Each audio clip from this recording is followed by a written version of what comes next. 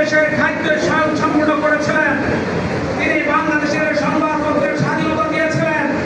তিনি একজন মহান নেতা। বাংলাদেশকে স্বনির্ভর জাতি হিসাবে বিশ্বের মানচিত্রে প্রতিষ্ঠিত করেছিলেন। রাষ্ট্রপতি জিয়াউর রহমান এরকম একজন মহান নেতা কোন রাষ্ট্রপ্রধানের বাংলাদেশের হয় না। এদেশের মুক্তিযুদ্ধের পরে শহীদের রক্তে রঞ্জিত গণতন্ত্রের জন্য রঞ্জিত রক্ত সাথে বেইমানি করে তিনি গণতন্ত্রকে হত্যা করেছিলেন।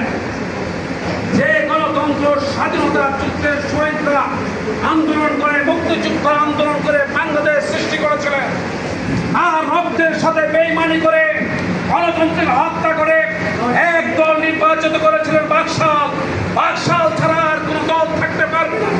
সংবাদপত্র চারটি পত্রিকার বাইরে সংবাদপত্র থাকতে পারবে না। অজস্র সাংবাদিকের চারটি খেয়েছেন উনি।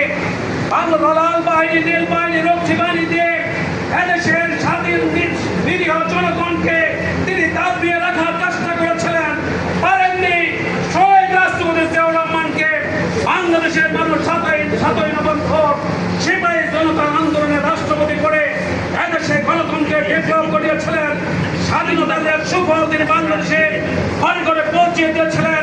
বলাবিহীন জুড়ি থেকে বাংলাদেশকে একটি আত্মনির্ভরশীল স্বয়ং সম্পূর্ণ